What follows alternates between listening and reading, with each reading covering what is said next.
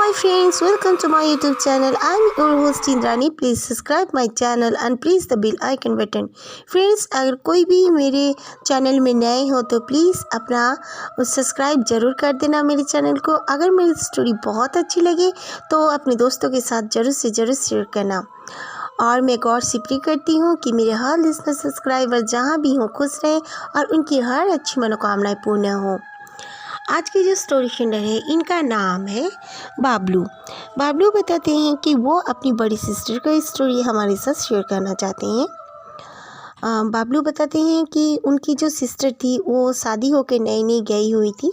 उनकी सिस्टर का जो माइग्रेन पेन का प्रॉब्लम हुआ करता था. वो एक बार अपना हस्बैंड के साथ बाहर जा रही थी ऑटो में करके. तो जाते जाते उनको जो बहुत ही उनका सर का पेन शुरू हो गया. तो उनके हस्बैंड ने कहा ऑटो वाले से कि कोई बात नहीं, एक काम करो, आप हमें यहाँ उतर दो, हम अपना वॉकिंग में चले जाएंगे, ज़्यादा दूर नहीं है. तो उन्होंने ऑटो वाले को छोड़ दिया और वो रास्ता काफ़ी जंगल टाइप का था. रोड था, बिल्कुल मोटरवे था, गाड़ी आना जाना कर रहे थे लेकिन बहुत कम, क्योंकि तब काफ़ी रात हो चुकी थी. वो दोनों 6 से 9 अपना मूवी देख के कुछ खाना वाना खाकर लौट रहे थे.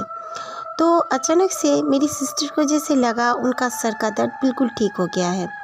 वो अपने हस्बैंड को कहा, थैंक्स, तुम मुझे वॉकिंग करके ले गए इसीलिए मेरा सर का दर्द बिल्कुल ख़त्म हो गया. उसके बाद उसके हस्बैंड ने कहा, ओके जल्दी से चलो, आप घर जाया जाए क्योंकि काफ़ी रात हो रही है. तो मेरी सिस्टर, उनकी सिस्टर जो थी वो बोले हाँ चलो. चलते चलते अचानक से जैसे उनके सिस्टर को लगा कि उनके शरीर में जैसे किसी ने टच किया है. उन्होंने कहा, देखो मेरे हाथ में जैसे कोई टच करके आगे निकला है. तो उनके हस्बैंड ने कहा, यहाँ पे कौन है, कोई भी तो वॉकिंग में तो नहीं जा रहा है, या साइकिल में नहीं जा रहा है, बाइक में भी नहीं, बड़े बड़े गाड़ियाँ जा रही हैं, वो कौन टच करेगा. लेकिन आसपास से उनकी बड़ी बड़ी गाड़ियाँ ज़रूर जा रही थी. फिर वो लोग घर आ गए. घर आने के बाद जो बाबलू की सिस्टर थी, बाबलू बताते हैं, वो चुपचाप अपने उन्हीं कपड़ों में बैठ गई. तो उनके हस्बैंड ने कहा कि जाओ तुम अपने कपड़े चेंज करो और चलो सो जाते हैं, सुबह उठ कर ऑफिस भी जाना है मुझे. तो वो कुछ नहीं बोल रही थी. फिर उनके हस्बैंड ने जब 2-3 बार बोलकर उनके पास गए तो उनके हस्बैंड को उन्होंने बहुत ज़ोर से एक थप्पड़ मारा. थप्पड़ मारने की वजह से उनके हस्बैंड ने कहा, क्या हो गया, तुम पागल हो गई हो, इस तरह मुझे क्यों मार रही हो. तो वो बोलने लगी कि तू मुझे आज यहाँ पर लाया है, मैं जा रही हूँ मेरे जगह पे, मुझे अच्छा नहीं लग रहा है यहाँ पर. तो बोले, मतलब क्या बोल रही हो, क्या पागल होगी. जब उन्होंने उनका झंझोड़ के उनका फेस देखा, वो उठाई, जब उनकी आंखें बिल्कुल चेंज हो चुकी थी, पूरे दिख रहे थे, उसकी आंखें बिल्कुल चेंज हो चुकी थी. वो काफ़ी डर गए और उनको समझ आ गई कि ज़रूर कोई दूसरी बात है. हो नहीं सकता कि मेरी बीवी का आंखें इतनी जल्दी कुछ मिनटों में इस तरह उनका बिहेव चेंज हो जाए और इसकी आंखें इस तरह हो जाए. वो दौड़ के पड़ोस के घर में चले गए और बाहर से लॉक कर दिया. वो बहुत चिल्लाती रहीं. फिर लोग आने के बाद उन्होंने कहा कि मुझे पता है मेरी बीवी के साथ ज़रूर कुछ ऐसा हुआ है. तो 1-2 लोग बोल रहे थे, ऐसा कुछ होता है क्या. बोला, हाँ होता है, मैं मानता हूँ. क्योंकि बाबलू के जीजा जी बिल्कुल मानते थे वो सब बात. वो भगवान को भी मानते थे, उसी तरह वो शैतान पे भी विश्वास करते हैं. तो उन्होंने कहा, ठीक है कोई बात नहीं, तो किसी को जानते हो तो ले चलो बीवी को. वो लोग सवेरे सोचे लेकिन उनको कोई ऐसा नहीं मिला कि उनकी बीवी के पास, मतलब बीवी को उसके पास ले जाएंगे. तो ये और नहीं रह पाए. उन्होंने जल्दी से अपने माँ को फ़ोन किया. उनके माँ को फ़ोन करते ही वो आ गई. आने के बाद उन्होंने कहा, ठीक है मैं देखती हूँ. तो वो जहाँ रहती थी उनकी माँ, वहाँ के एक बाबा से उन्होंने बात की. तो बाबा बोले जल्दी से लेकर आओ. तो बाय रोड वो लोग लेकर आ गए. आने के बाद बाकायदा, मतलब वो जो बाबलू की दीदी थी उसके ऊपर में वो आत्मा का जो असर था, फिर वो एकदम उसके शरीर में आ गई. आने के बाद वो बोलने लगी, मैं रास्ते में खड़ी रहती थी, मेरे साथ ऐसे ऐसे हो गया. वो बताई कि वो एक मतलब कॉल गर्ल का आत्मा था. वो उस रास्ते में खड़ी थी, उसके साथ ऐसा कुछ हादसा हुआ था कि वो वहाँ पे डेथ कर गई थी. और फिर डेथ करने के वजह से वो वहीं पे भटकती है. किसी को दिखती है, किसी को नहीं दिखती है, ये सब कुछ भी परमानेंट नहीं है. लेकिन उसके बारे में जब इन लोगों ने पता किया बाद में, तो पता चला कि ये जो औरत थी वो कुछ ठीक औरत नहीं थी बिल्कुल। मतलब किसी से उधारी ले लेना, सबसे सबको झूठ बोलना और गलत काम करना, बिल्कुल गलत कामों से एकदम जूझी हुई औरत थी। तो उसे किसी ने मार दिया था उसी रास्ते में या और कहीं पे, इतना उनको पता नहीं। तो इसीलिए उसका आत्मा उसके शरीर में आ गया था और फिर उसको परेशान कर रहा था।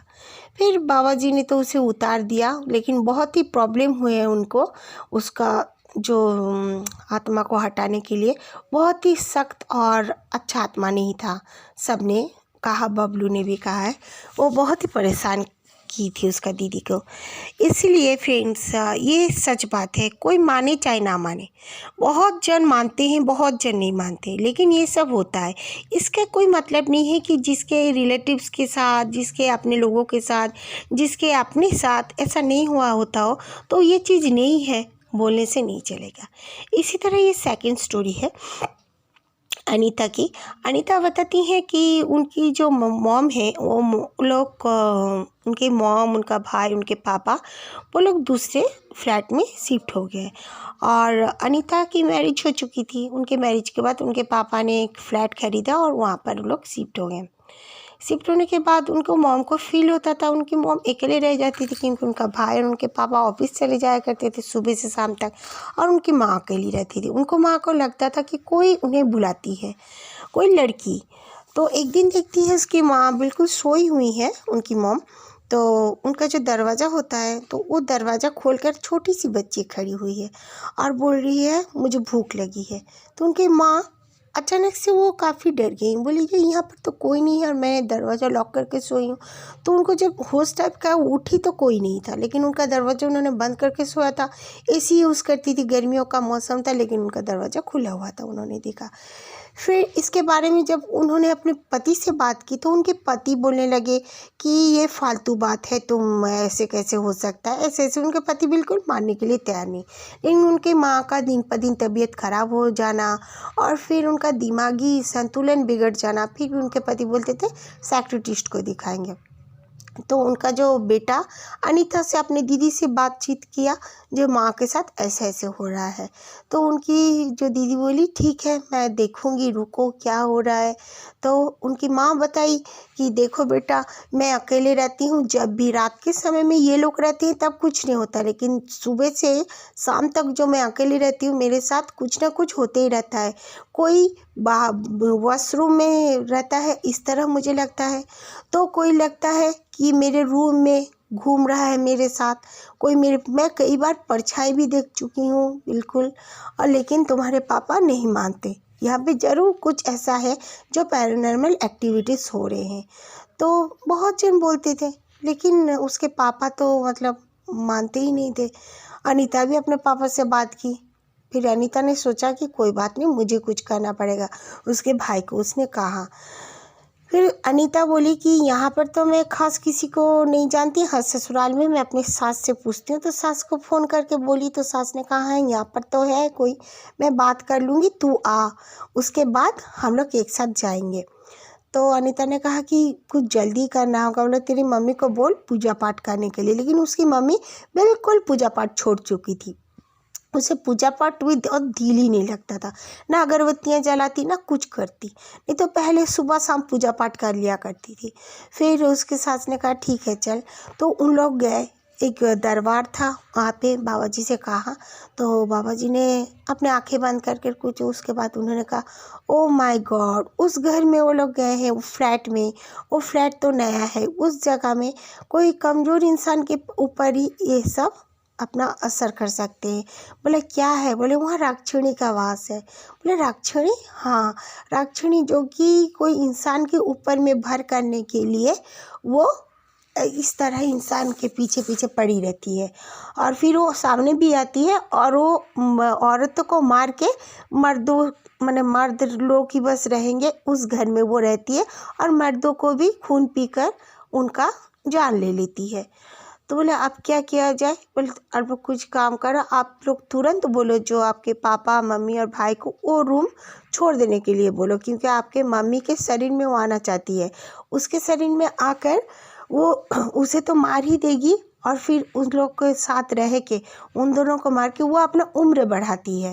राक्षिणी का प्रकृति यही होता है। आप लोग बोलो कि इन लोग को रूम छोड़ने के लिए, तो अनीता सोची कि हाँ मैं बोल दूँगी फ़ोन करके और निकल कर वहाँ से। तो वो बाबा ने कहा कि तुरंत बोलो बेटा, कुछ ना कुछ होने वाला है, अनहोनी हो जाएगी, इस तरह बोले। और निकल कर 10-5 मिनट होगा तो उसके पति का फ़ोन आ गया। वो पति से बात करने लगी। फिर उसके पति बोले ठीक है, तुम्हारे मम्मी को फ़ोन कर देना, उसके बाद हम लोग जाने का तैयारी करेंगे। तो अनीता बोली नहीं नहीं हम लोग नहीं जाएंगे, उल्टा मम्मी पापा और भाई को मैं यहाँ पर बुला रही हूँ। इस तरह की बातचीत करके उसने तुरंत फ़ोन काट कर जब अपने मम्मी के घर में फ़ोन लगा तो पता चला उसकी माँ उसी समय उसी दिन मतलब कुछ देर पहले ही उसकी माँ डेथ कर चुकी है। ये सुनने के बाद अनीता तो काफ़ी डर गई और रोने लगी और बोली पापा आप लोग तुरंत उस घर को छोड़ो। तो उसकी मम्मी को उसके पापा बोले कैसे छोड़े बेटा, तुम्हारी मम्मी तो ऐसे ऐसे, तुम आओ। तो अनीता गई, उसके बाद जो करना है किया और वो रूम को उन लोगों ने छोड़ दिया। उनका वो रूम अभी भी है, सेल आउट भी नहीं हुआ है, सेल भी नहीं हो पाया है, लेकिन वो रूम उस पर वो लोग नहीं रहते। Okay, thank you friends. अगर आप लोगों को भी स्टोरीज अपने स्टोरीज चैनल में शेयर करना है मेरे साथ तो मेरे कमेंट बॉक्स में भी ज़रूर शेयर कर सकते हैं।